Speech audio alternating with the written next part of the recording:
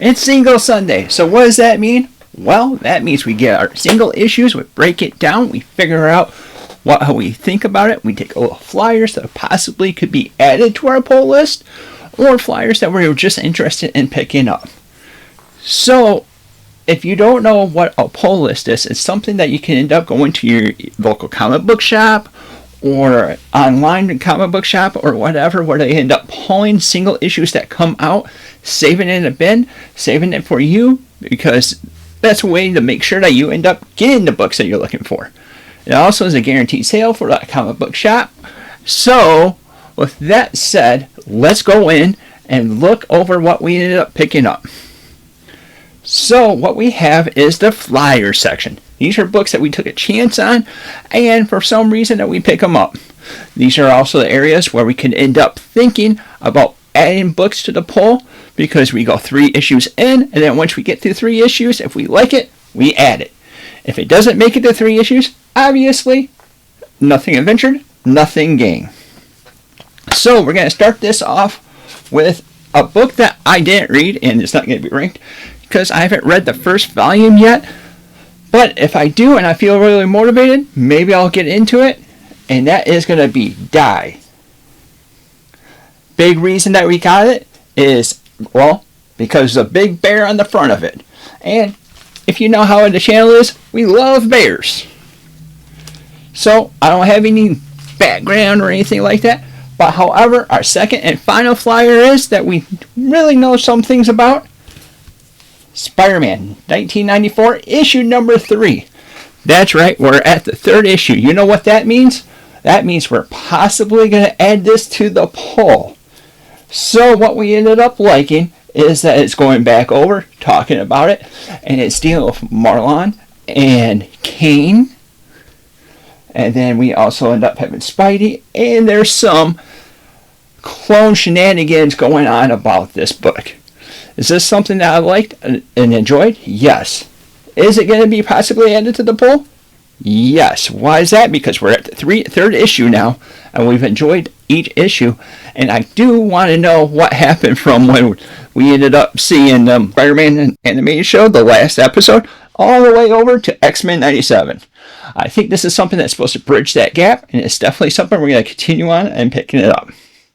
So that covers our flyers that we ended up having. So what does that mean? Well, that means we have 1, 2, 3, 4, 5 books this week that we're going to be ranking. So that means this week we have a top 5. That's right. We have some books that come out, some things that goes over with it, and some books that we ended up enjoying. So this is going to be stuff that's on our pull list. And now we're going to go into our top 5 books for our single Sunday. So coming in at number 5 is Batman Dark Patterns, issue number 12.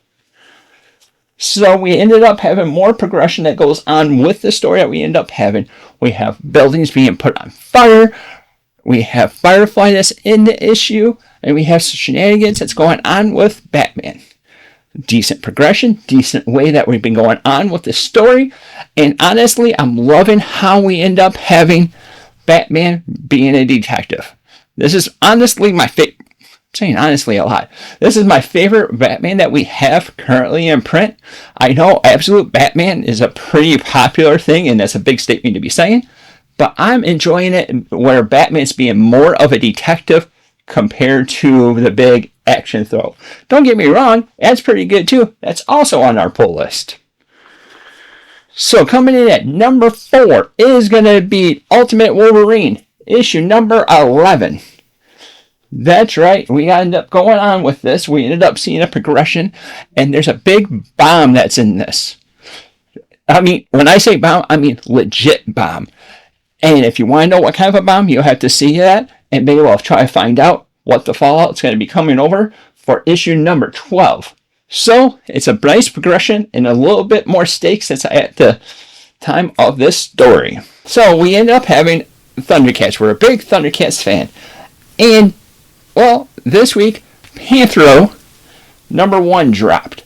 This introduced a big character, if you're a Thundercats fan, that you ended up seeing in the series. That's right, it had Groon, the Destroyer, right? And it's kind of a little different ways that goes with it. And it also has Netflix because it's over on that special dimension world that you end up seeing. I don't know how this is going to end up tying over to it, but you also get to hear about the lineage of Panthro that's also in this story. And it had a really good story that ended up adding over into it. Definitely a must pick up if you're a Thundercat fan and you're curious of more information about other characters. This ended up helping out, and it's definitely something I would end up suggesting. Coming in at number 2 is Hush number 2. There's a lot of action. Well, Hush number 2, issue 162 of Batman. This is by Jeff Loeb, and also has Jim Lee on art, and I have to say the big Jim Lee art is a big progression that pushes over with it, but it also has Batman fending off the Bat family. That was interesting enough where I ended up keeping it going with it. Hush number 2 hasn't really caught my attention, but I kind of like it when I see a Batman having to go rogue for some reason, and it's going over with that. We ended up picking that up into this.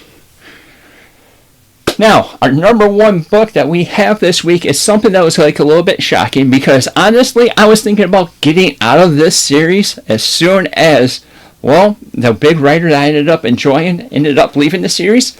But I'm kind of glad that we ended up sticking on, and that is going to be Transformers issue number 26.